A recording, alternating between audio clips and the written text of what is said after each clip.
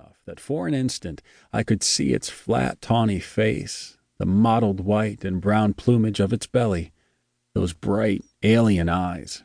It circled once and flew out of sight to the east. Eventually, we breathed. With all their circling and swooping, Kay thought maybe there had been 3 of them, but I was fairly sure there were just 2. We kept walking, the wash narrowing as we went until we had to scramble over boulders to proceed. We turned a bend. The owls were there, perched on a rock. They saw us first and flew off up the canyon. Again they separated, one arcing right, the other left. We thought that was it and picked up the conversation again.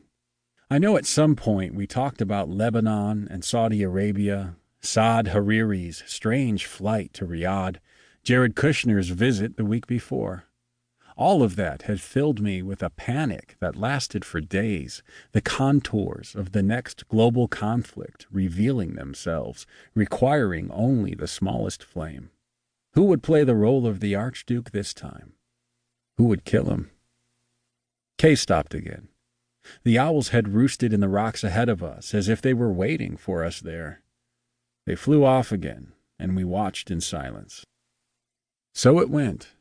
We scrambled on, following the canyon as it twisted left or right, expecting to see the owls at every bend. Every 100 yards or so we caught up with them, and everything we had been saying felt suddenly impertinent, and we fell silent until they flew off, and then walked on until we caught up with them again.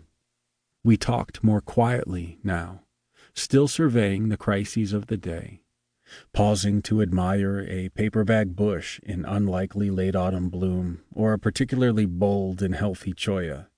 And then the owls shut us up again. We saw them 5 times in all, maybe 6, before they soared off into some more distant canyon and disappeared for good.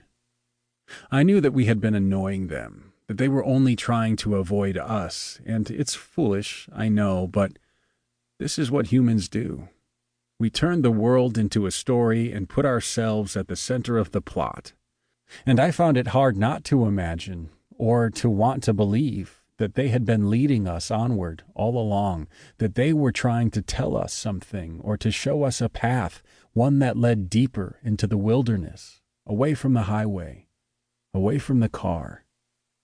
Before we said goodnight that night, in the parking lot of the town's one Indian restaurant, the conversation turned to writing. A and K are both writers. It was getting harder, we agreed, to muster faith in any of it, to care at all about lit world battles that had once seemed so important, or even in the face of real planetary disaster, glaciers melting, oceans rising, droughts and fires and famines and floods, to care about something we had once confidently called literature.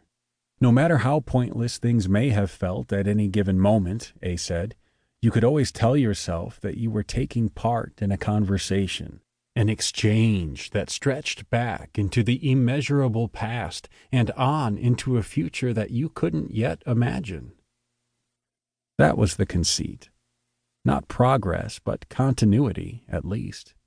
You could tell yourself that it was the conversation that mattered, this stream of voices flowing through the centuries, this ancient, almost sacred thing that is bigger and deeper than any of us alone. But what if it's going to end soon? What if someone in a generation, perhaps 2, will write the very last word? What if the future does not include enough human beings to keep the conversation going? What if it drifts off like a party at the end of the night with only a few drunks left mumbling in the corners? What if the humans who remain are too busy surviving to tend to the books and the servers? What if literacy has a horizon? And it's near. Isn't it all just noise, then? I should add that we were laughing. Or smiling, at least. We were still high from the walk, and it felt good to say these things aloud. The astounding vanity of it, I added, had never felt clearer. This hope that someone in 100 years would hear you, that you might be able to give that person something, just like all the times you had been lifted and redeemed by the whispers of the dead rustling through the pages of books.